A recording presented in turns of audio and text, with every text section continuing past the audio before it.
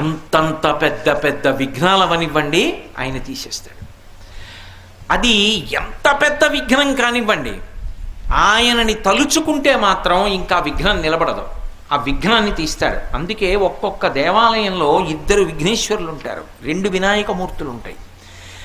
ఒక శివాలయంలో ఒక శివలింగమే ఉంటుంది, ఒక్కొక్క శివాలయంలో 1 కన్నా ఎక్కువ శివలింగాలు ఉంటాయి. అప్పుడు ప్రదక్షిణంలో పానవట్టం దాటచ్చు.